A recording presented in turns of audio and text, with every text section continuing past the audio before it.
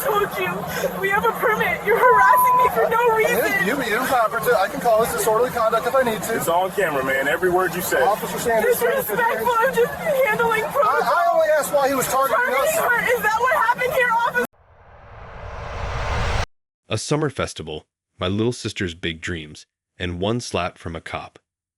That was all it took to turn our perfect Saturday into a fight for justice against someone abusing power. The smell of popcorn and grilled hot dogs filled the warm air, making the day feel perfect. My little sister Layla was full of excitement. She was 16, the new president of her high school social justice club.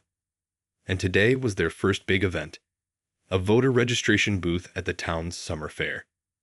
She had a folding table, a pile of clipboards, and a smile that could make anyone trust her.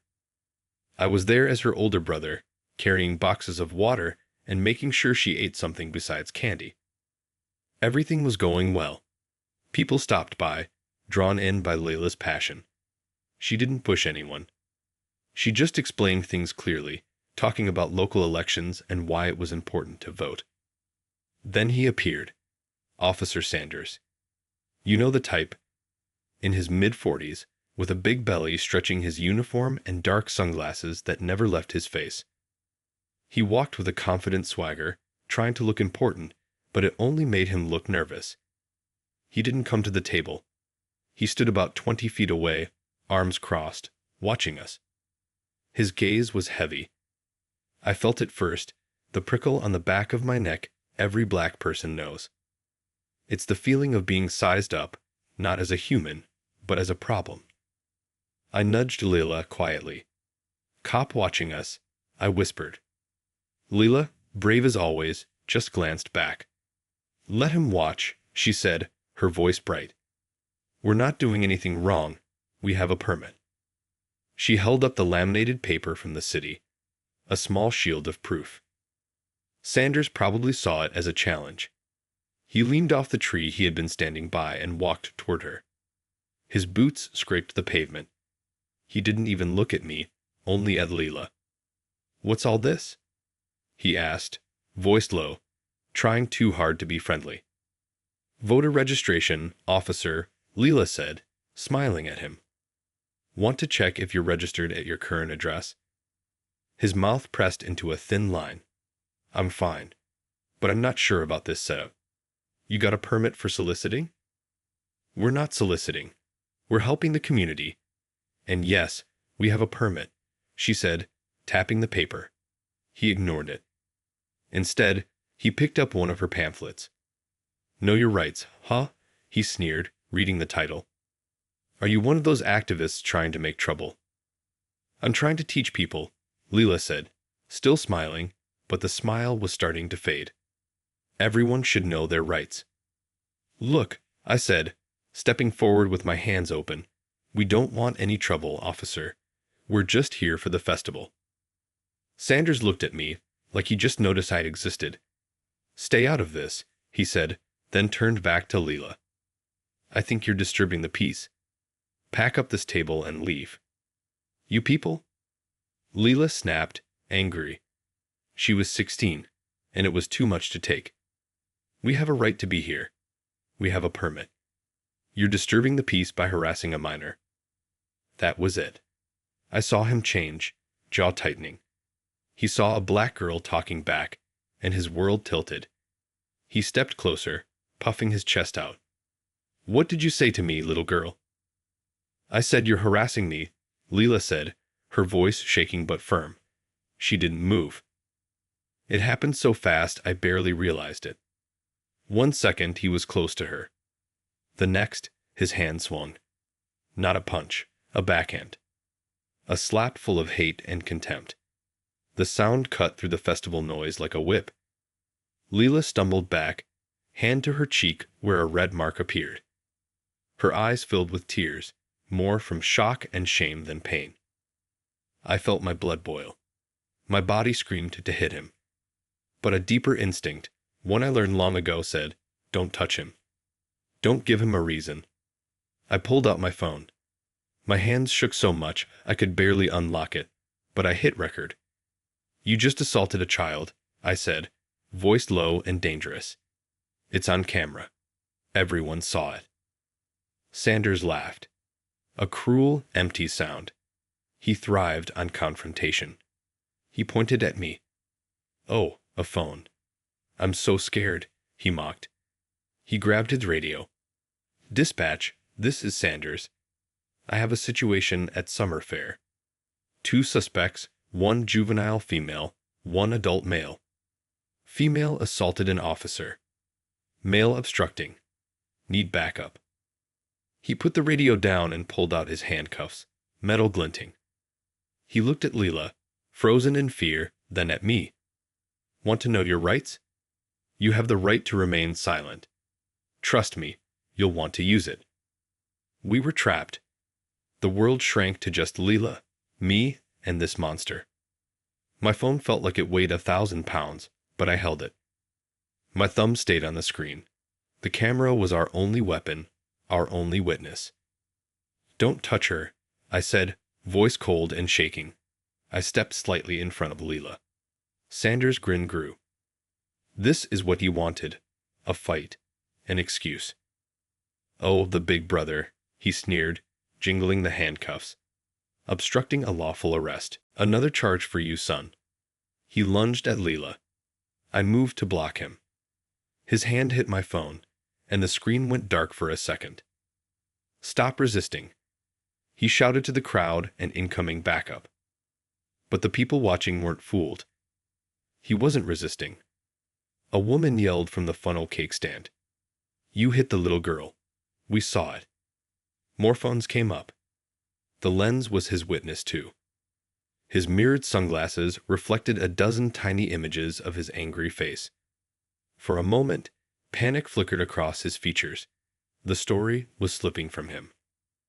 Then came the sound of sirens, growing louder. It only made him bolder. 2 squad cars screeched to a stop at the park's edge. 2 younger officers jumped out. They saw Sanders, me with my phone, Leela crying behind me, the crowd circling us. They moved to flank Sanders. "What's going on, Dave?" one asked, hand near his gun. "This girl assaulted me," Sanders grunted, pointing at Leela. "And this one," he said, pointing at me, "is obstructing. The crowd's getting hostile." The lie was so clear it made me want to laugh. He slapped my 16-year-old sister for nothing. I shouted, pointing the phone at the new officers. We all saw it. The second officer, with a serious haircut, said flatly, "Sir, put the phone down and step away." "I am the scene," I shot back. "This is evidence. I'm not putting it down." They were going to arrest us. Phones taken, videos deleted, a report full of lies. The word of 3 cops against 2 black kids. Maya let out a small sob behind me. It was over. Then a different sound came. Not a siren. A deep, smooth engine. A long black SUV moved slowly through the crowd. Tinted windows, government plates. It stopped behind the squad cars. Its presence alone demanded attention. Sanders and the other cops paused, confused. The driver's door opened.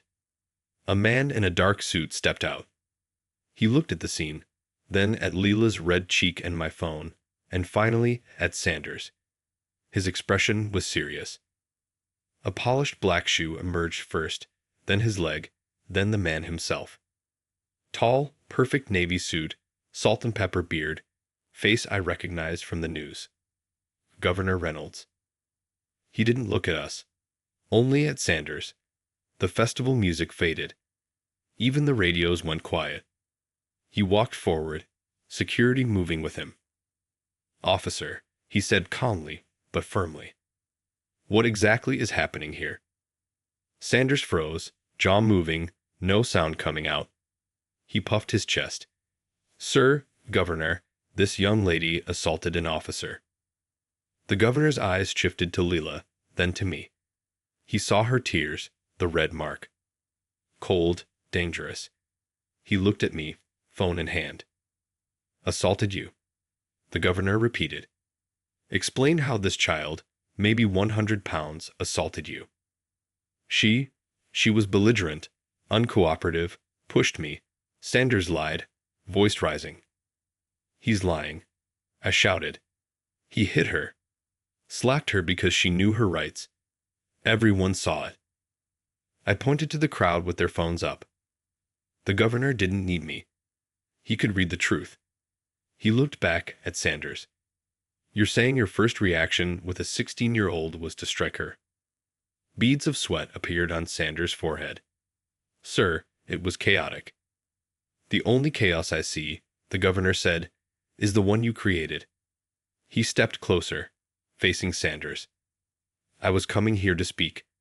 My wife and daughter, your daughter's age, were coming. Now, I must explain why an officer hit a child. The two younger cops froze, unsure what to do next. The younger officers looked frozen, their hands near their belts, unsure what to do. The governor's presence had completely changed the situation. Sanders looked small, sweating, his chest no longer puffed out. The governor gestured to his aide. Call the chief of police. Now. Then he turned to me. Son, what's your name? Marcus, I said, voice tight. This is my sister, Layla. Marcus, he said, nodding slightly. Would you show my security head the video on your phone? Yes, sir, I said, still shaking. Sanders' face turned red. His posture crumpled. And then it happened. A dark wet patch appeared on his uniform pants. Small at first, then spreading. The smell hit the air.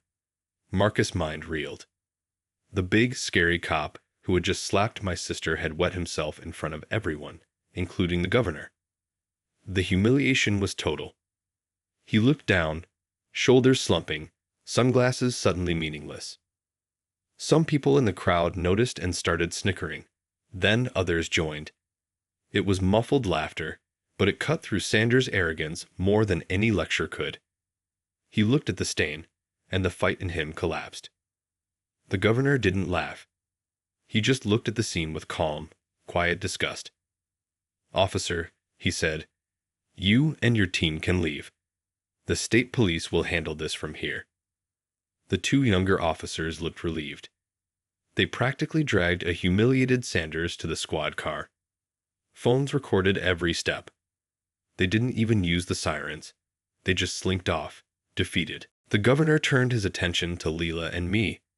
The powerful public figure now seemed like a concerned father. Layla, he said softly. Are you okay? Leela, hiding behind me, peeked out and nodded, still wiping her tears. The red mark on her cheek was bright against her skin. My security team includes a paramedic. I'd like him to check you, if that's okay. Leela nodded again, too overwhelmed to speak. The aide returned. Chief Wallace is on his way, Governor. He sends his apologies. He can apologize to this young lady, the governor said, still looking at Leela. Then he looked at me. Marcus, thank you for your courage, for keeping calm, and for documenting this. That's not easy. I nodded, exhausted but relieved. I showed the security head the video. He copied it to a device. Others from the crowd came forward with their footage. Soon, the governor's team had evidence from a dozen angles. The governor's wife and daughter arrived shortly after. Their cheerful anticipation changed to shock as they saw the scene. The governor spoke to them quietly. His wife, kind-faced, came over to Leela, putting an arm around her shoulder. It's okay, honey, she said softly. We spent the next hour with the governor and his team. They took statements from us. They promised Sanders wouldn't just be suspended. He would be fired and prosecuted fully. The governor even gave me his personal cell number. If you or your family need anything, call me directly, he said. By the time we packed up Leela's voter registration table, the sun was setting. The festival was ending, but the story of Sanders was spreading online. The videos went viral. #Coppins was trending. Driving home, Layla was quiet. She held an ice pack to her cheek, a gift from the governor's paramedic. I was so scared, Marcus, she whispered. "I know, kiddo," I said, squeezing her hand. "Me too. But you were brave. You didn't back down." "He was going to arrest us," she said, trembling. "Yeah," I said, "but he didn't win. You won. What you were doing today. Helping people register to vote, making their voices heard, that's real power. More than a bully with a badge. Even more than a governor in a suit." A small smile touched her lips. "The governor was pretty cool, though." "Yeah," I laughed. "He really was." The next weeks were a whirlwind. Sanders was fired and charged with assault and lying to the police. The two younger officers were put on desk duty while being investigated for trying to cover up the truth. The town's police chief gave a public apology. The best part came a month later. Leela's voter registration drive became legendary at her school. Inspired by her story, dozens of students joined her social justice club. For the next local election, they worked with the governor's office on a statewide youth voter project. Leela, my brave little sister, stood on stage next to Governor Reynolds. She spoke about knowing your rights and holding people in power accountable. Her voice was strong, her smile confident. Watching her, I knew the memory of the slap in the park wouldn't define her. What defined her was standing up, refusing to be silenced. Even after all that, I kept thinking about that first moment, the festival smells, the excitement, the hope. All of it hadn't disappeared. It had only grown stronger because we faced injustice and refused to give in. Leela's courage reminded me that fear could be faced and strength could be found in the smallest acts of defiance. That day changed everything. The community rallied behind us. People who had never cared about politics or local elections started talking about voter rights. Teens at our high school, inspired by Lila, began volunteering and taking part in civic activities. The ripple effect of one brave teenager refusing to back down was bigger than anyone imagined. Even in the days after, whenever we went back to the festival park, people would wave or stop us. They knew the story. They saw the courage. Leela, who had once been just my little sister, had become a symbol of standing up for what was right, no matter the cost. I watched her grow through the weeks. Her confidence didn't come from the governor or the viral videos. It came from her own choices, from standing up to Sanders and refusing to be afraid. It came from understanding that knowing your rights isn't just something you do on paper. It's something you live, even when someone bigger, stronger, and dangerous tries to take them away. And for me, I learned something too. Protection isn't just about muscle or yelling. Sometimes it's about being calm, staying smart, and holding the proof in your hands. Sometimes, being the older brother means not lunging, not risking everything in anger, but standing there, strong in silence, letting the truth do the fighting.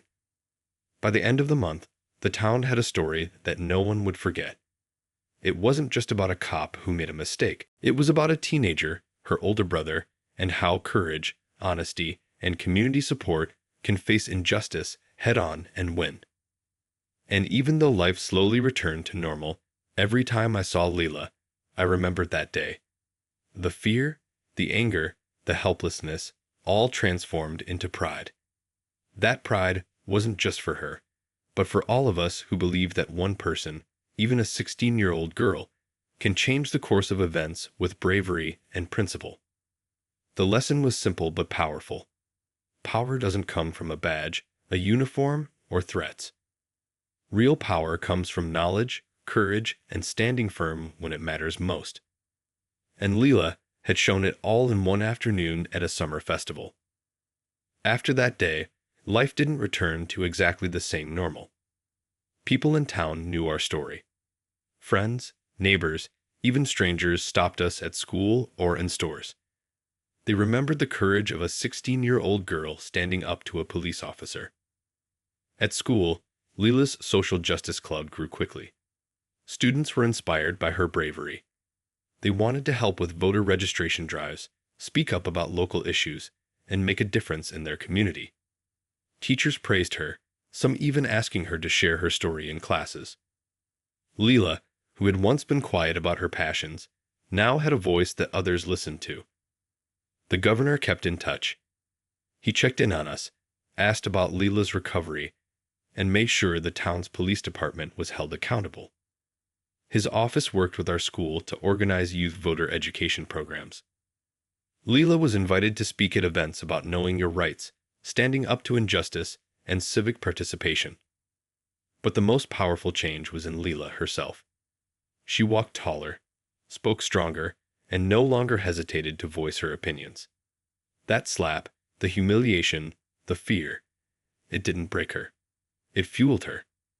Each time she talked to someone about voting or rights, she remembered the moment she refused to back down. That moment defined her, not the fear she felt. I watched her grow and learned something important myself. Protecting someone isn't always about stopping a physical threat. Sometimes it's about being calm, staying smart, and capturing the truth. That day at the festival taught me the importance of documenting injustice, staying steady under pressure, and letting truth win. It was a lesson in courage, strategy, and self-control. Officer Standers faced serious consequences. He was fired, charged with assault, and forced to face the law. The two younger officers were reassigned to desk duty while the internal affairs investigation continued. The town police chief issued a formal apology. It wasn't enough to erase the fear, but it was proof that accountability could exist when the truth was undeniable. Social media exploded after the incident. The hashtag #Coppens trended nationwide. People shared Leela's story, and the videos from the crowd and my phone spread quickly. It became more than a local story. It was a lesson in standing up to abuse of power. Teens across the country were inspired to organize voter drives and educate their peers. At home, life was quieter, but filled with reflection. Leela often held her ice pack, a reminder of the pain and courage of that day. She spoke softly sometimes, sharing her feelings with me. "I was so scared, Marcus," she said one evening. "I know, kiddo," I replied. "But you were brave. You stood your ground. You didn't back down." She nodded. "He could have arrested us," she whispered. "Yes, he could," I said. "But he didn't win. You won. Your actions today, teaching people about their rights, registering voters, that's true power. That's what matters. It's stronger than any bully or any badge." Leela smiled faintly. "And the governor was really cool," she added, a little humor breaking through. "Yeah," I laughed. "He really was. But the real power came from you." Weeks later, Leela gave a speech at our school assembly. She stood on the stage, looking confident and calm. She talked about knowing your rights, standing up for justice, and how courage can make a difference. Hundreds of students listened quietly, some recording her on their phones. I watched from the crowd, pride swelling in my chest. She was no longer just my little sister. She had become a symbol of courage and resilience. The story didn't just change Leela. It changed the school. More students got involved in voter education programs. Clubs that had been quiet started speaking out. Teachers encouraged students to learn about local elections, activism, and civic responsibility. Leela's bravery became a catalyst for a broader movement. Even months later, when we passed the park where the festival had been held, people waved or stopped us to say they remembered what happened. Leela's small act of courage had created ripples that reached far beyond that day. People respected her. They admired her. They were inspired to act themselves. The lessons from that day stayed with me too. Courage isn't just facing physical danger. It's standing up when it's hard, when the odds are against you, and when fear could freeze you. It's having the presence of mind to protect someone else in a dangerous situation without making things worse. That day, Leela taught me about bravery, and I learned about strategy, patience, and the power of truth. The governor's office stayed involved. Leela continued to work on youth voter initiatives. They helped organize events where students could learn about local government, elections, and rights. Leela spoke confidently at each event. She wasn't scared anymore. She knew that her voice mattered, and that speaking up could change things. Our story became an example of how standing up to injustice matters. A slap, an attempt to intimidate, could have silenced her, but it didn't. Her courage inspired others. Videos of the event were still circulating online, shared in classrooms, and used in discussions about civic responsibility and the importance of knowing your rights. Even with everything that happened, Leela stayed humble. She didn't brag. She kept helping people quietly, talking to friends, classmates, and neighbors about voter registration. She reminded me that courage doesn't always need an audience. It's about doing the right thing, even when it's hard, even when no one is watching. The days passed, the school year continued, and the local elections came. Leela's Social Justice Club registered dozens of new voters. Students who had never thought about elections learned how important their voices were. Parents and teachers praised their efforts. Leela, once just a 16-year-old girl with big dreams, had become a leader in our town. I sometimes thought back to that festival day, the smells of popcorn and hot dogs, the excitement, the fear, and the anger. All of it had led to something bigger. The slap, the viral videos, the governor's intervention, they were all moments in a larger story about courage, justice, and standing up for what's right. Even now, months later, Leela's bravery continues to inspire. She continues to work with the governor's youth programs, lead her social justice club, and encourage students to speak up. She has become an example of what happens when a young person refuses to be silenced. That day at the festival didn't just define her. It revealed her strength, her courage, and her determination to fight for justice. Looking back, I know the fear we felt that day will never leave us entirely, but it has been transformed into pride, respect, and a deeper understanding of courage. Leela showed the power of standing up, documenting the truth, and refusing to give in. She reminded me that one small act of bravery can inspire a community, spark change, and make a lasting difference. The story of Leela and the festival became a lesson for everyone. True power isn't in a badge, a uniform, or authority. True power is knowledge, courage, and standing firm when it matters most. And Leela, my brilliant, brave little sister, proved it all in one unforgettable afternoon. She refused to be silenced, and in doing so, she changed her world. Her story, and the courage she showed, will be remembered for a long time. Not because of the fear or the slap, but because she stood up. She spoke out, she inspired, and she showed that even one teenager can make a difference.